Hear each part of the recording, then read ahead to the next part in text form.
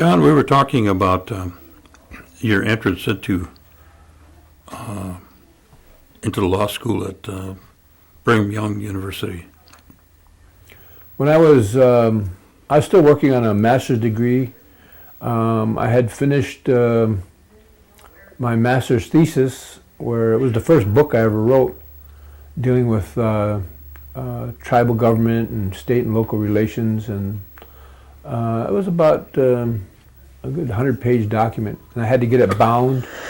I had to get it typed a certain way, and I completed that before I went to law school. But I had applied a number of times and kept getting rejected, and then I finally decided to give it one more shot. I said to myself, I don't get accepted this time, then heck with it. So I applied to Brigham Young University, and they had already started their law school, and they were into their first year of operation. And they didn't have hardly any Indian students in their law program. So I went to the dean of the law school, and I said, I'm applying for law school here. I says, I know I don't have that great of an academic record, and my law school admissions test scores aren't that high, but I think you need to have some Indians in this law school here. That was at the time when there was a lot of talk about civil rights and minority programs and things of that nature, and so I pressed them on it and told them that they needed to have more minorities in the law program. And so he said, well, John, he says, we'll accept you on one condition. He says that you go down to the University of New Mexico for the summer. They have a 6-week introductory law school program down there for Native Americans. And if you successfully complete the program, then we'll accept you for the fall. And the people down at the University of New Mexico law program said, well, we'll accept you in our program if you get accepted to a law school. So I was kind of caught right in between the two.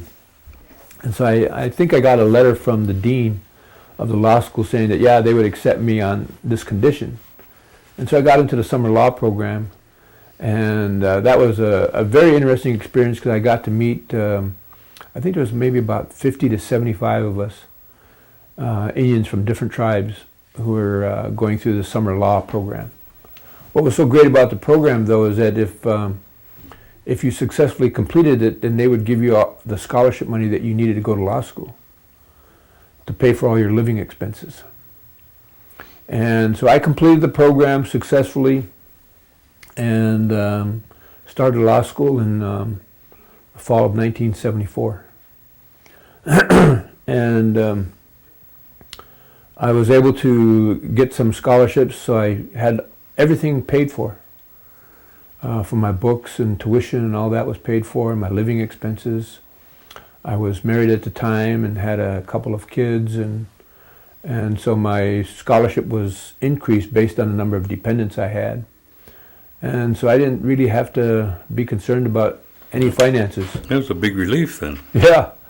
And by this time, my whole college career from 1966 to 1977 was 11 years.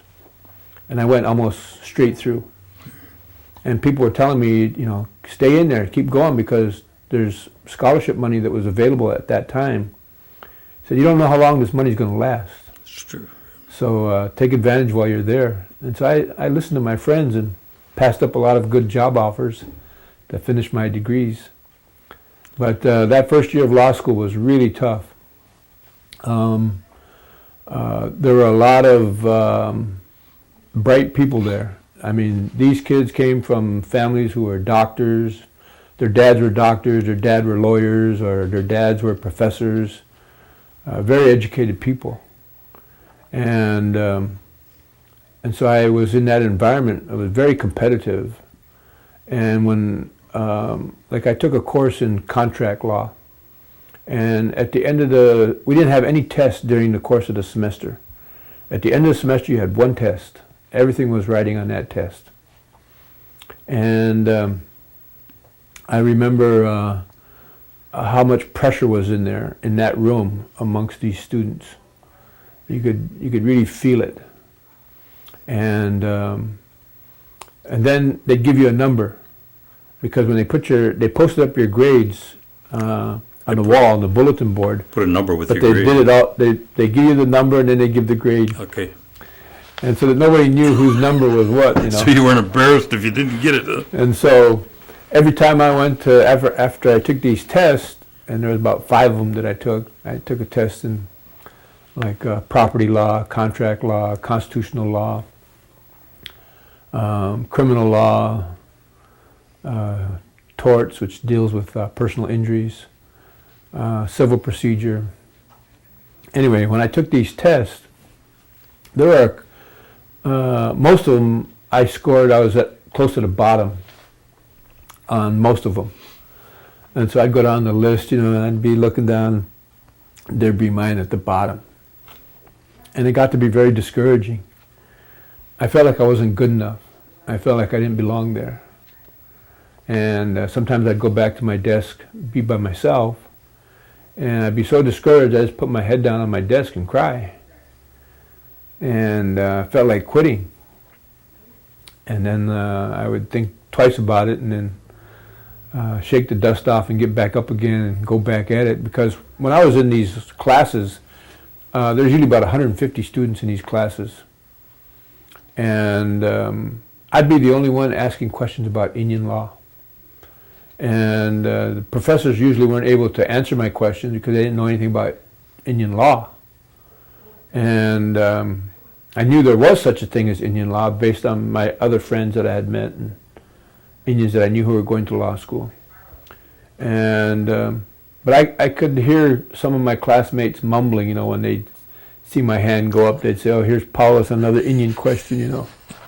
I didn't care. I said, "Well, these guys aren't going back to the reservation, and they could care less about Indian law." So I'd keep my hand up there and still ask my question, no matter how stupid they thought it was. You know, they said no, there's no such thing as a stupid question. But a lot of times I felt stupid for being the only one to ask a question about Indian law. There was one class I took, the constitutional law class, where we studied the U.S. Constitution. And I'll never forget this. There was a professor that was very brilliant, and he usually just talked with the kids who were really brilliant.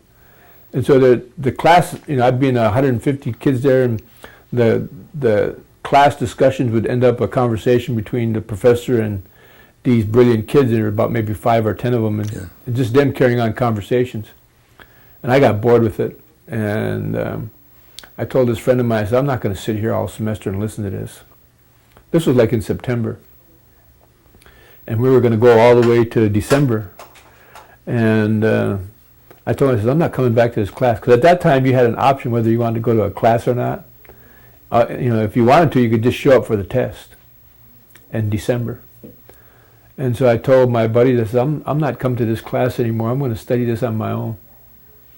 And of all the written tests that I took, that was my highest score. It was a class I never went to. I just taught myself about constitutional law. And so I was always kind of proud of that. And my buddies were asking me how I did, and I was telling them, I said, "You did that well in this, and you never went to class?" I said, "Well, I read the book." And then we had little study groups when test time came, where we would get together and ask each other questions and prepare for the exams. Then I remember too that when you started taking these tests, there was usually about a 3-day break in between each test. And once you got done with one test, then you go on to the next. And you'd have to start going through all your notes and everything and get in a study group and start hitting for the next one. But when it was all over with, what was so strange is that you still felt like you had another test to prepare for, even though it was all done. You know, and you just got into that routine of preparing. So I got into law school. In my second year, I hadn't finished my master's degree. I needed 50 credits to graduate, and I had like about 45 credits. And so the people there called me in and they said, "Hey, John, you got to finish this up this year. Otherwise, you're going to lose all your credits. You'll go back to 12 credits and you're going to have to start all over." And at that time, they didn't have anything what was called a joint program. Nowadays, you can work on a master's in business administration and law at the same time, or public administration and law, and get these joint degrees. Well, at that time, there was no such thing as a joint degree. And so when they called me in, I asked the dean of the master's program, I says, "Is it possible for you to accept some of my credits from law school?" And he says, "Yeah, we could accept a few of them." And so I whittled it down to, I think I needed 10 credits, and I whittled it down to like about 7 credits that they gave me for my law school experience. And so there was one class that I had to take. And that class met once a week out on a military base, which was about 40 miles from where I lived. And so once a week I had to drive out there every night to meet with these, there was like military officers that were getting a college course. And so I had to go out there every night, once a week, and meet with them, and that's how I completed my master's program in my second year of law school. So in '76 I got my master's degree. And when did you get your, my law degree, I got that in '77, the next year. Oh. Now you said during the course of all of this, you were raising a family? Mm-hmm. And what was your wife's name? My wife's name was Norma Deal. She was Navajo. Navajo? And we had 6 kids altogether. And what's their names? The oldest was Jennifer, and there was Allison, and then there was John the third, and Jeremiah, Tyson, and Quentin was the youngest. That's quite a crew. Yeah. You And I any had grandchildren? 4 of them while I was going to law school. Well, 2 of them before, or 3 of them. I had 2 daughters before I started, when I was in my master's program. And then John the third was born the first year of law school. And then Jeremiah was born in the second year of law school. Now, how many grandchildren do you have out of that? I think I have about 4 or 5. Oh, you got a slew then. Yeah, so they're all off living in different places, doing their thing. And only one lives here in Oneida, and that's John the third. The third, huh? Where does he work? He works for the recreation program. Okay, because I've seen him over there. And he went to college and graduated and got a degree, and now he's getting ready to go to graduate school and work on a master's degree. Oh, good. All right, after you finished law school, what did you do then? Well, I remember talking with my uncle Purcell Powless, and he mentioned to me one time, he said that there are a lot of Indians who are getting educated, but they don't come back to their communities. They go somewhere else. They go back to Washington or some other place to work. So I felt he was kind of doing a guilt trip on me to get me to come back here. And so after I graduated from law school, then I came back to Oneida. And I wasn't recruited by the tribe. A lot of my friends, they were being recruited by other not tribes, but by other local governments or corporations or the United States government. So they were all being interviewed to go work for various entities. And I wasn't being recruited by anybody.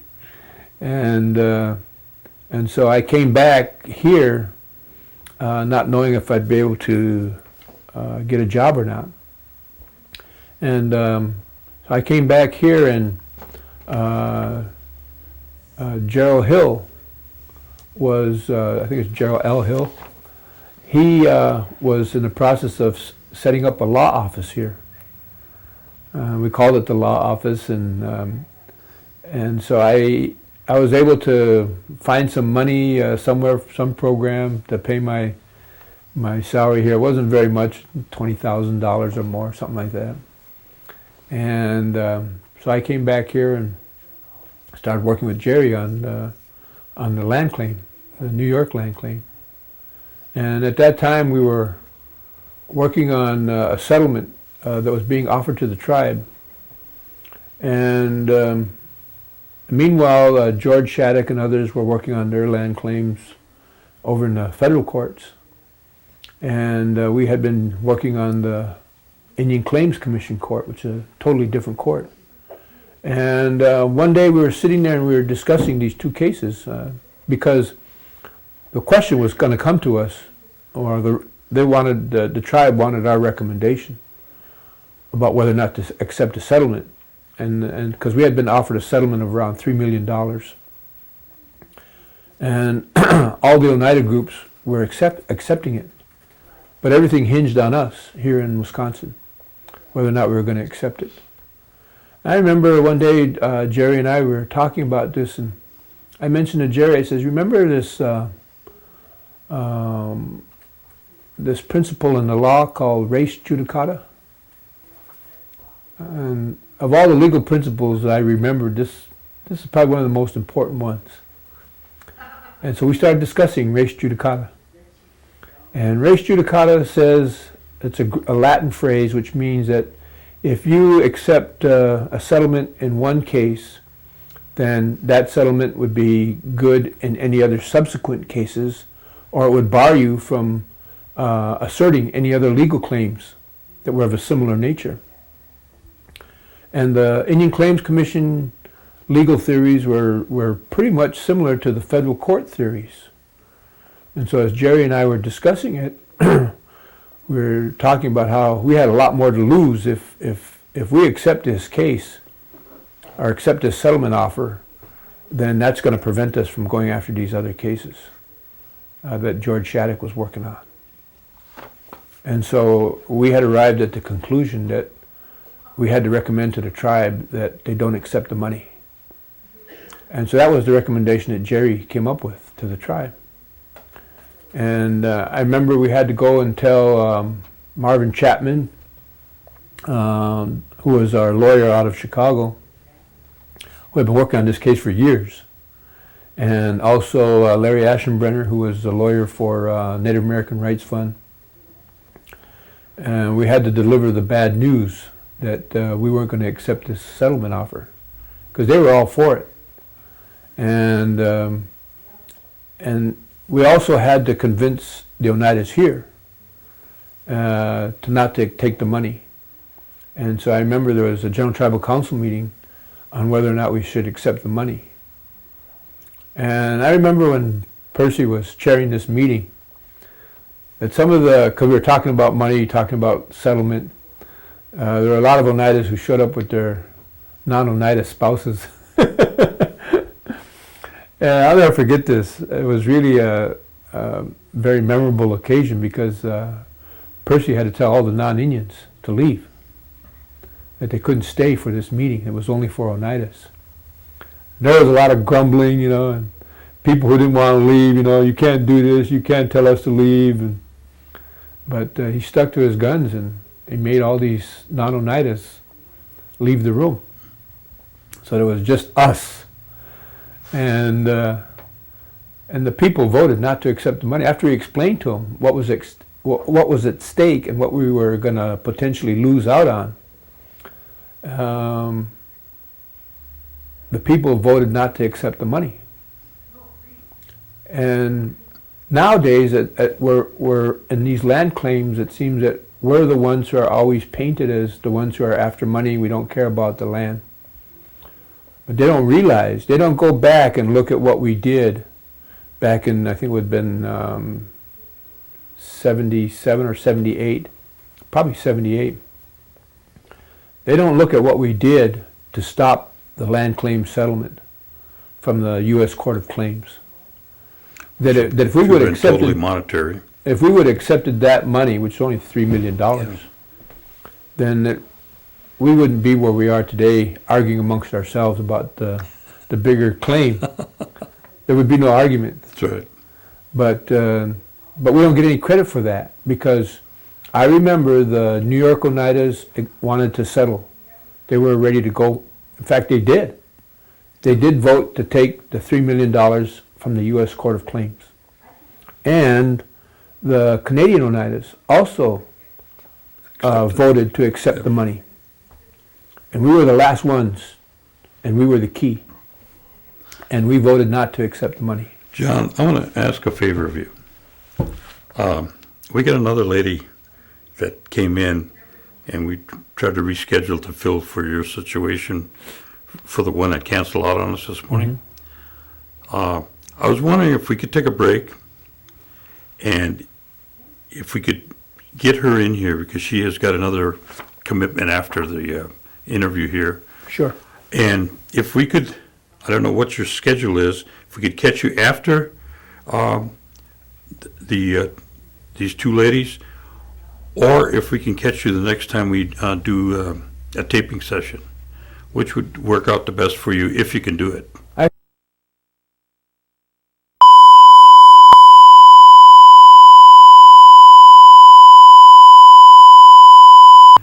And Shattuck Indian Claims Commission.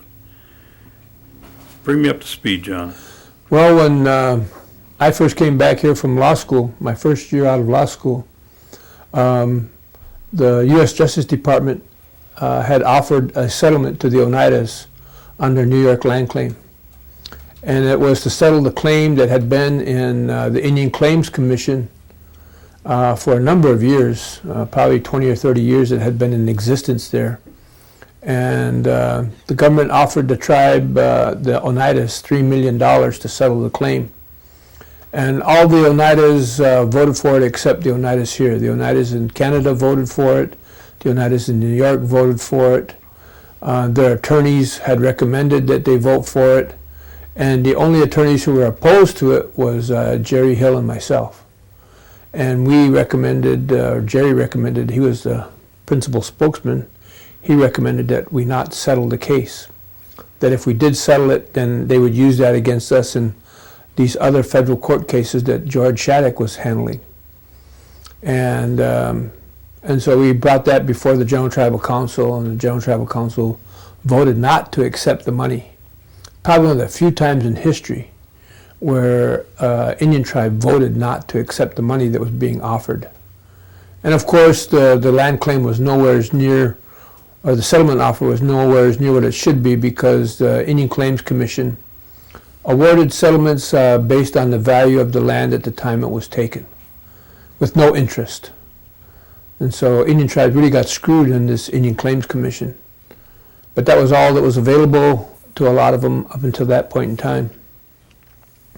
So I think that's really a feather in our cap that we don't get very much credit for, that we were the only ones who voted not to take the money. And everybody else was ready to take it, except us. So that needs to be brought out every now and then when we get into these land claim discussions about who we are in this whole thing and what we did, that we're not as money grubbing as we're sometimes made out to appear in that whole settlement process. One of the things I remember very vividly when I went back there, the Justice Department was really upset with us when we let them know that we weren't accepting the money. And we kind of got a lecture from one of the judges and the lawyers in the Justice Department about how long they had been working on this case, and you guys can't stop us now, and just very threatening and intimidating type of attitude on the part of Justice Department lawyers who wanted to settle this case up. While I was back there, I went to the Indian Claims Commission, and this one lawyer took me into this back room where they kept all their law books, and he was just kind of giving me a tour of the Indian Claims Commission court. And I'll never forget this, that in that back room they had a huge map of the United States. And on this map it showed where Indian title had been extinguished across the United States and where it hadn't been extinguished. And you could see how they were moving across the United States to extinguish Indian title. The whole United States. Just wasn't our claim, but all the tribes. They were trying to extinguish the title so that no Indian tribe would ever be able to bring any land claim, and that everybody would have a clean title to their land. There'd be no clouds on the title to the land here in the United States. So I thought it was very interesting that they had a map, and it was kind of like their war room, where they were coming up with their strategies and their sinister designs as to what they wanted to do to Indian landholders or to take over the Indian land. So that was very interesting to see these maps and their books and everything, how they were strategizing to do this. Now again, about what year was this? About 1977, 78. I see. Now, had you moved back to Oneida then at that time? Yes. When I graduated from law school, I graduated in August of 77, and then, but I had already come back. I was here like in June or July, and then, but August was my graduation ceremony, so I went back out there for that and then came back. But I was here like beginning of June, I think, to find me a desk, find me a chair, find some money so I could get paid.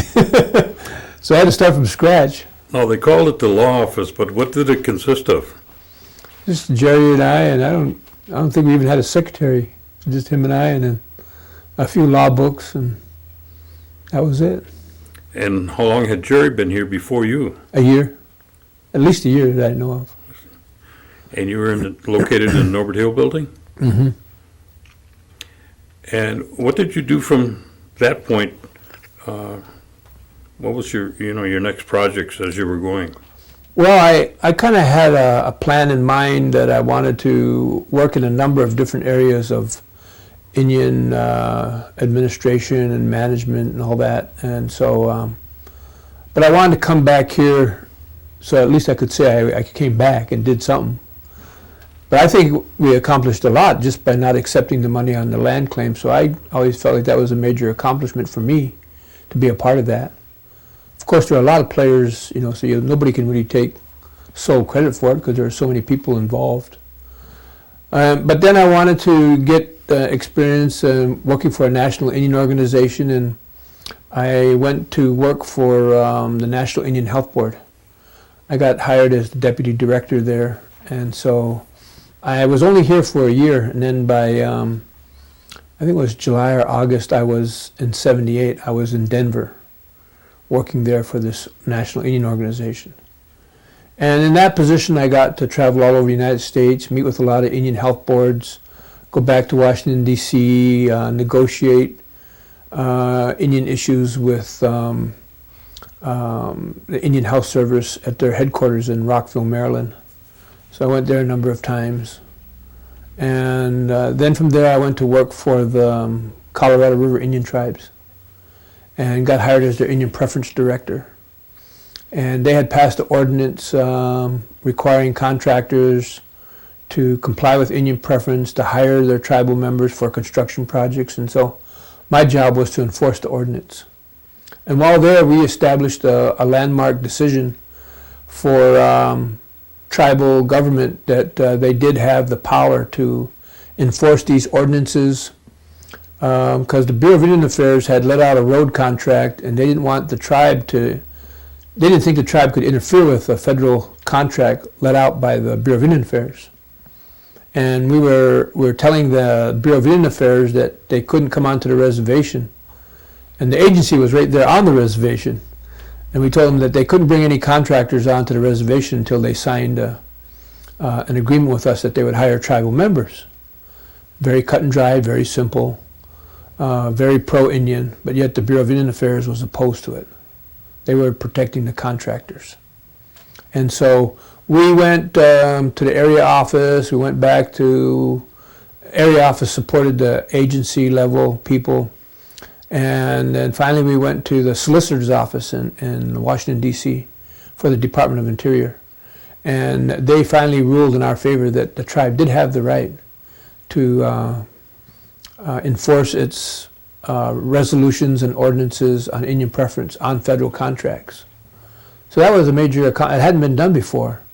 A lot of Indian tribes had assumed that that was the case, but we were able to establish it as a fact. And so we overturned the area office decisions, the agency decisions, and we ended up getting maybe about 10 or 15 tribal members employed on this project. And there was a bridge that the Bureau was building across the Colorado River on the reservation. And they had already built the roads. The paving was all done. All they needed was to complete the bridge to connect these two roads. And the Bureau was threatening the tribal council that if they interfered with their process, then they could lose the bridge. And so I had to come in and tell the council that, look, you're not going to lose this bridge. I said, the Bureau's going to look really stupid if they build all these roads and then they don't put the bridge in to connect the roads. I said, you got them over the barrel. Just don't buy into what they're saying. Let's continue our challenge and keep on taking it back up the chain of command for the Bureau. So fortunately, they listened to me, and we were able to accomplish that.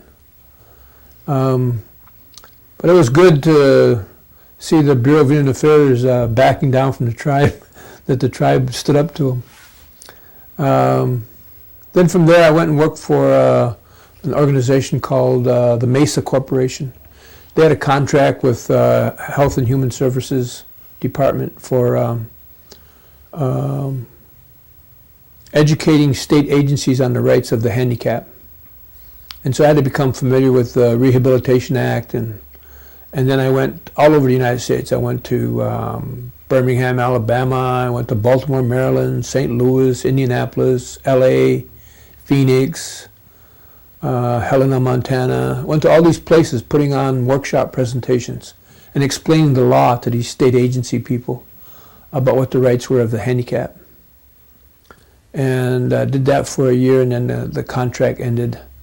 Then after that, I came back here and again to Oneida and got hired as the general manager for the tribe.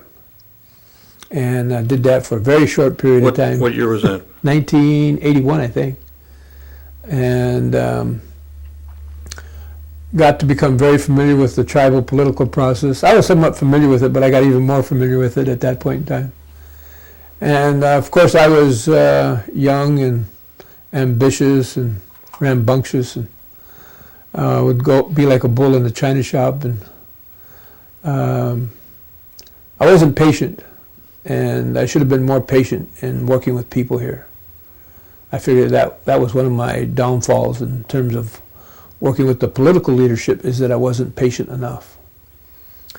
Anyway, I was in charge of the whole operation here, working with accounting offices, working with all the programs. Our offices at that time were located in the Civic Center here in Oneida, and every day we had to quit work right about 4:30 because then the bingo people took over the building and started setting up the tables. They did that every day. They set up the tables to play bingo.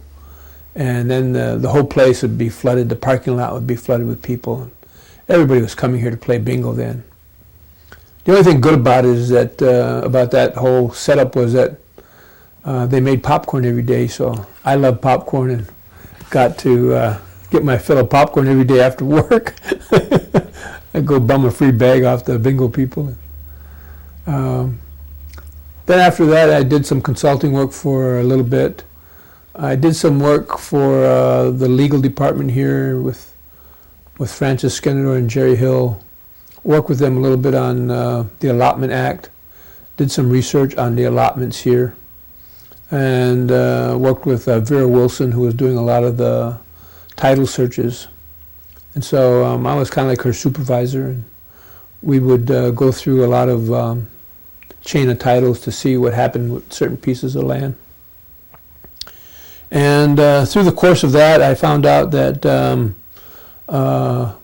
I think the Episcopal Church and the Oneida's Methodist Church had both received allotments. And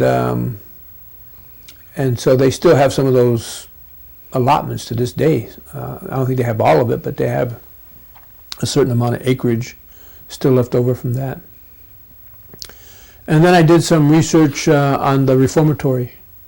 And there was an individual there, I can't remember his name, but there was an Oneida man who had received 2 allotments. And he sold one of them that included land in the reformatory, tract over there, and the guy that bought this land from the Oneida individual didn't have title to it. And so they had to go back to the Bureau and get a title, which resulted in a paper trail. They left a paper trail of all of this. And what had happened is that the Oneida guy was forced to select one of the allotments that he would get a title to.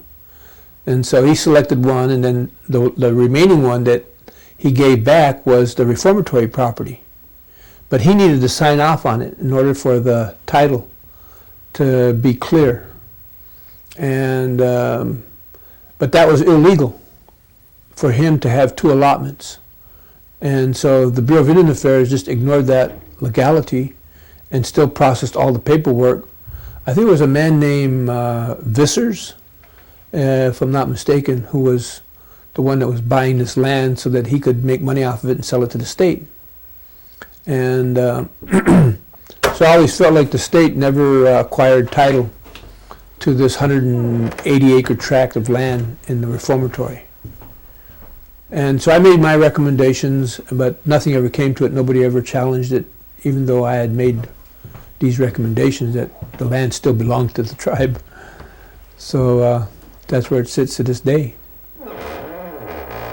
Well, you know the tribe bought it back. Where is the document? Do you know where the document is? Somewhere in the law office. Do you have a copy? No. No, okay. Okay. No, I just left all my work there. All right. But then from there, I got hired to be the industrial park developer for the tribe, and started working with the old standing stone building that used to be a musical instrument shop years ago. Refurbished that, remodeled the whole thing, gutted the whole building out and redid it, and then put an insurance company in there that rented it from us. And then there was another building that had been constructed there, and I got one of these van places where they modify a vehicle, and they were operating there. And then after that, I got hired as economic developer. My previous boss was Bruce King, and he was the economic developer before me. I was kind of like his assistant, but I was more over the industrial park. And but he was instrumental in the establishment of the Radisson and all that. And so I was his gopher for that project. He'd send me here and there to follow up on different things. So I saw the whole project from start to finish materialize, and so it's been interesting to watch that place grow over the last few years. And then I decided to leave here. I felt like I wasn't growing enough in my positions. I wanted to get away from Oneida for a while and see what was out there. And I got hired as an economic development consultant for the Northern Arapaho tribe in Fort Washakie, Wyoming.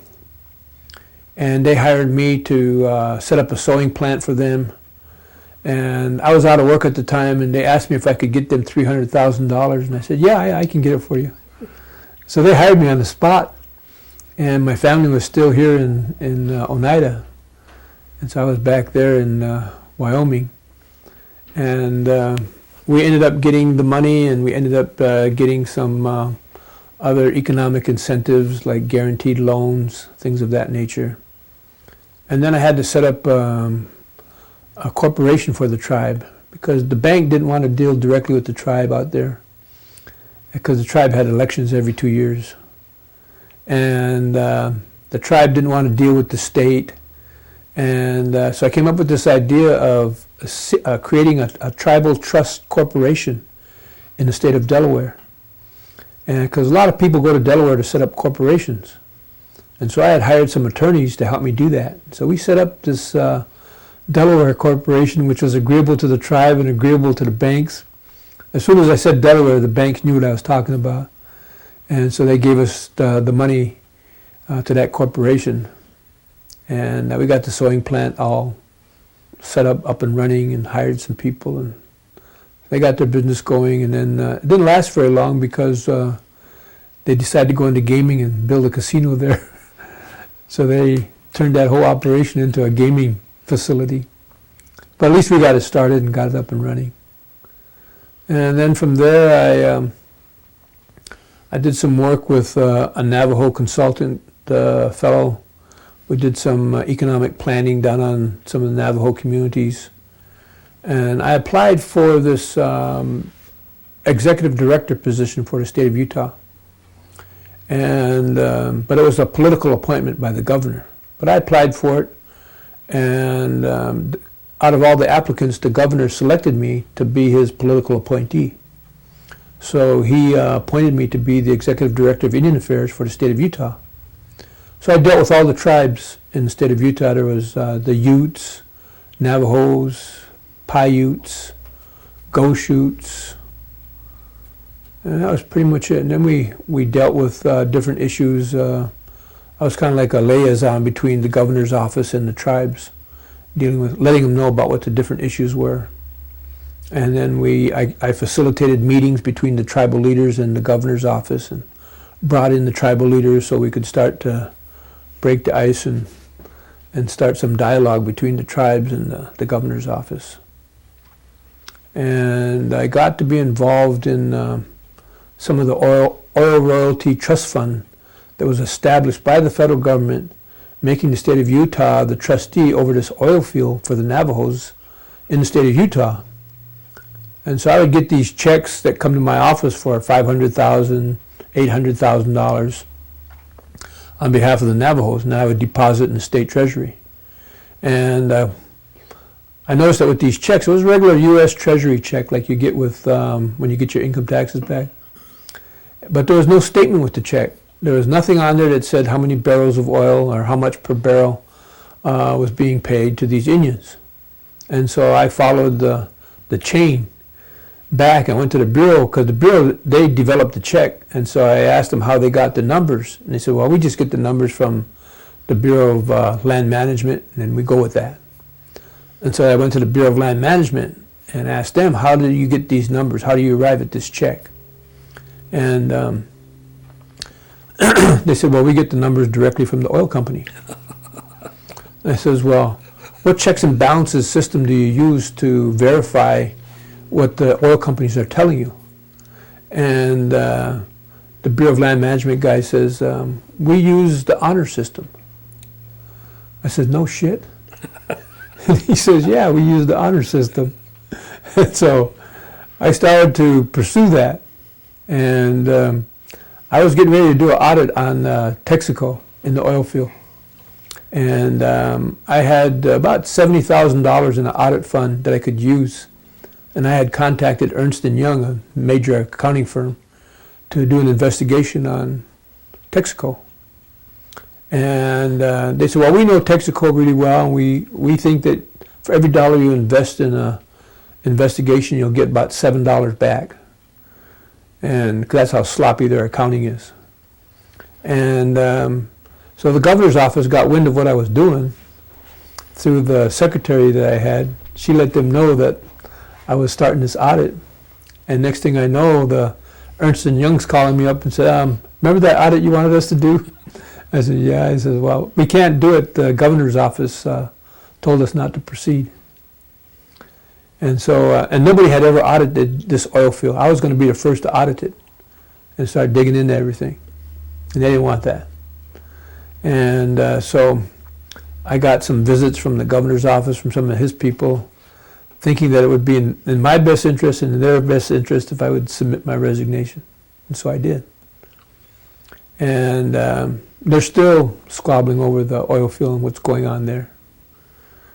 But no one ever comes to talk to me about what I know. But that was a very interesting experience. And then from there, I got a job next working in the Tuba City Unified School District. I worked as Dean of Students. Tuba City is located on the Navajo Reservation in the northwest corner of the reservation in Arizona. And so I worked there for about 4 years approximately.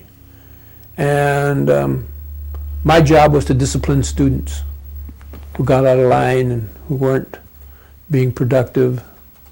And so I kept getting these students coming to my office, and most of the faculty was non-Indian. There was only maybe about 1 or 2 Indians that worked as staff at the school.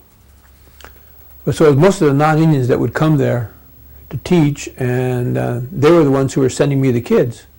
They want this kid kicked out of school and that kid kicked out, and I wasn't so quick to do it. And I started to go into the records, because I had access to all the records of these kids. It's rolling. We can always cut out what we don't want.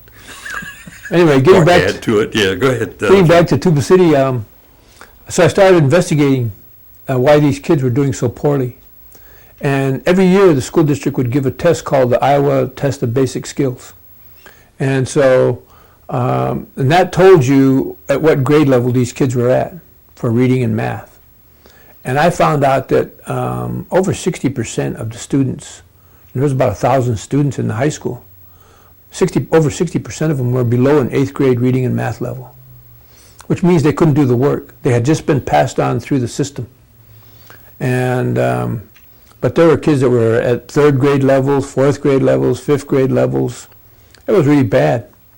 And but I had a principal who was Navajo, who also wanted to get to the bottom of this, and so he pretty much gave me free rein to come and go and do whatever I wanted to do to fix the problem.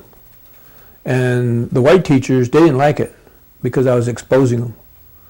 And the principal told me one day, he says, you know what we're doing, don't you? And he says, we're uncovering their sins, which was true.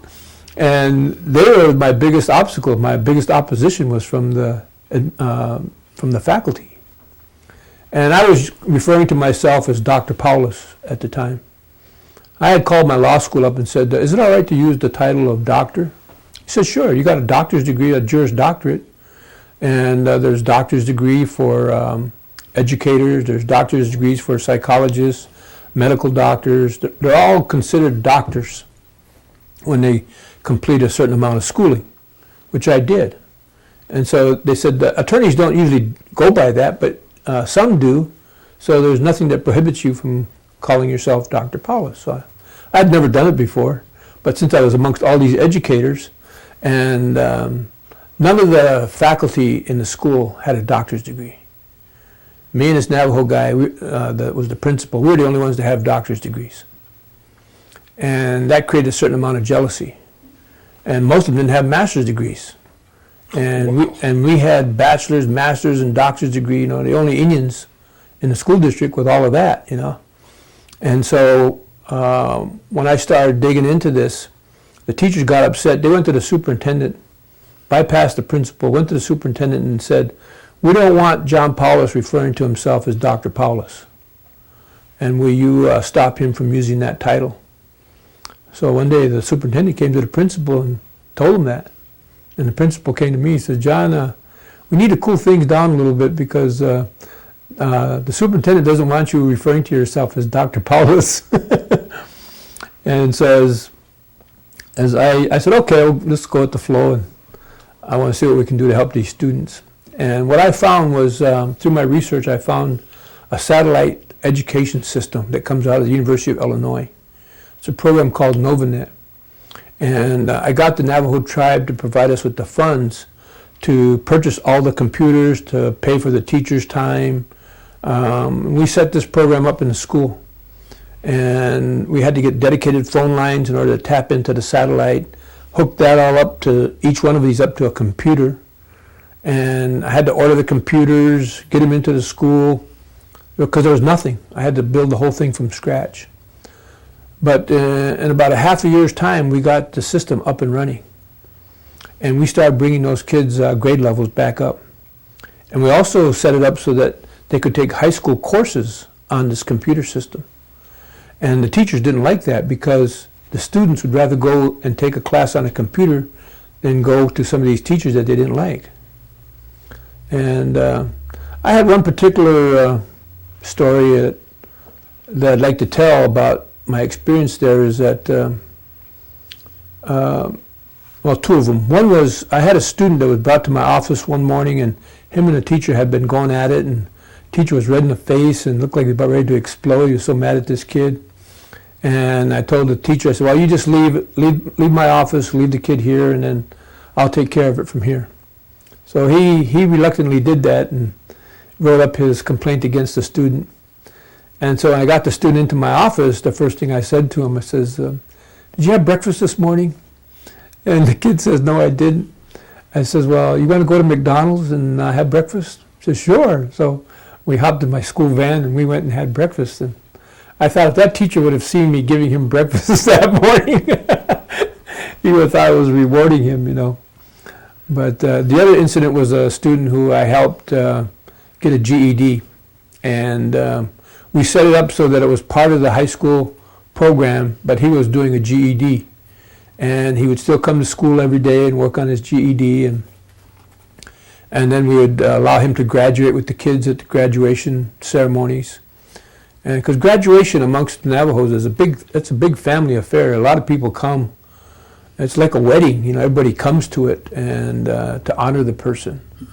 And so this family wanted to make sure we did all of that, you know, to recognize him at the graduation ceremonies. And I said, yeah, if he finishes his tests and passes, we'll give him a GED diploma. And he did. He passed everything the first time around. And I asked him, I said, what have you been doing here all this time? You know, it's like high school was a place to hang out because there were no jobs in the community. You know, you had about 90% unemployment. And, you know, so it was just a place to go. That's why he kept going. And then one night when I was walking out to my car, his father was waiting for me out in the parking lot one night. I didn't know it was his father at the time, but I just saw this old man standing out next to my vehicle out there. And he comes up to me and he says, are you Dr. Powless? I says, yeah. I said, what can I do for you? And he says, well, I just come here to thank you. He says, my wife and I have been praying, wanting someone to come to help our son graduate. And we're just glad that you helped him to graduate this year, and we just wanted to thank you. And so to me, that was probably one of the biggest rewards I'd ever received, you know. And makes it all worthwhile. Makes it all worthwhile, you know, and there was nothing glamorous about it. It wasn't published. Nobody knows about it. It was just between this old man and myself, you know, out in the parking lot. Nobody was around except him and I, but it was so gratifying because I had put up with a lot of crap from teachers that year. Mm-hmm. And to get that said to me at the end was really rewarding for all I went through that year. And then I went from the Tuba City School District to Gray Hills High School, which is another high school in the same town. They had two high schools in this town. One was like a boarding school setup, which was Gray Hills was like a boarding school, high school, and then the other one was just a normal high school in the area there. And they had the same problem with kids being behind and needing to be caught up. So it was just like taking boilerplate language and putting it in another situation, finding the money. And as the second time around was a lot more easier. But I was able to set up another similar program there. And as far as I know, these programs are still going today. Good. And then I went and worked for the Tuba City Chapter. The Tuba City Chapter was kind of like a local unit of government in the Navajo Nation. You have chapters all over the reservation that have a certain geographical area that they govern. And then they have a representative that goes to Window Rock to sit on the tribal council. And so I worked for this chapter as a planner and was able to bring them probably close to $500,000 in water and sewer projects, community development projects. And but they couldn't pay me very much. They could only pay me about $22,000. And but on the Navajo reservation, that's a gold mine there, because there just aren't any jobs unless you work for the BIA or Indian Health Service or the school system. And one of the reasons I couldn't work in the school system is because they they would use the excuse that they had run out of funds and that they couldn't renew my contract because of all the stuff I was doing, all the digging around and investigating I was doing. That's why they didn't want to renew my contract. And then there was even articles in the paper about it, that Tuba City Unified School District doesn't renew Powless's contract, you know. But I know why they didn't renew it. But it seemed like I'm always getting myself in those kind of situations where I'm trying to fight for the little guy, and or the underprivileged or whatever. So, and that goes back to my upbringing, you know, watching my grandmother and my uncle Purcell and others, you know, trying to keep the tribe afloat and keep things going, you know. And so I think that was a big influence on me. And so I worked for that chapter for about a year and a half. And then some of the Navajo people there said that they didn't want me working there because they wanted a Navajo in there, someone who could speak the language. And I said to them, I went to one of their meetings and I said, I don't have any problem with that. I said, but I think you're going to have a hard time finding a Navajo person who has as many degrees as I do, who's willing to come back here and work for $22,000. I said, those people that are really educated amongst Navajos, I said, they're in Window Rock, they're in Washington, D.C., or they're down in Phoenix, working for the tribe in some capacity down there where the big dollars are. But if you can find one that's willing to come back here and do this, I said, more power to you. And I tried to introduce some things, some concepts, like to the local governmental leaders there. They had a huge power line that came across the reservation, their part of the reservation that they had jurisdiction over. And the power company was Arizona Public Service, and they wanted to renew their leases for their power lines. Their easements are coming across the reservation, and they had to get permission from the chapter. And so the chapter guy came to me and wanted to know what I thought about it. And I said, well, I think you ought to just give them the leases. Don't charge them anything. I said, what you want is you want somewhere between a half a cent or a penny for every kilowatt that comes across those power lines going down to Phoenix. I said, that's what you want. I said, and you're talking millions of dollars if you can get it. But I don't think they pursued it. But that was my solution for them getting money out of these big power companies, because it seemed like the money's always leaving the reservation. Right. Doesn't stay there. And you have all these people working, making money, and yet the Navajos are unemployed, poor. I always had people who were drinking and so forth coming up to me asking me for money and wanted to borrow some money or something, or trying to sell me something that they had made because they didn't have any money coming in. Mm-hmm. And at the first of the month, the post office was the busiest place in town because that's when the welfare checks came in, Social Security came in, and that was the economy. You know, if it wasn't for that, there'd be no economy.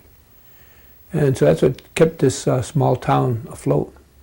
And it was very heart-wrenching to see all these poor people, a lot of people with no electricity, no running water, and no future. I'd see all these kids graduating from high school, and I asked myself the question, what's the point? You know, they're not going to stick around here. And it seemed like it was designed to break up Navajo families, to get at Navajo land, because if there was no jobs, then they're going to have to leave and go down to Phoenix, go down to LA, go to Albuquerque, and before you know it, there's nobody left. That's a government policy that goes back 200, 300 years. It's like a new form of divide and conquer, you know, divide the families up. Termination. Mm-hmm. Mm-hmm. On that note, it's time to switch tape.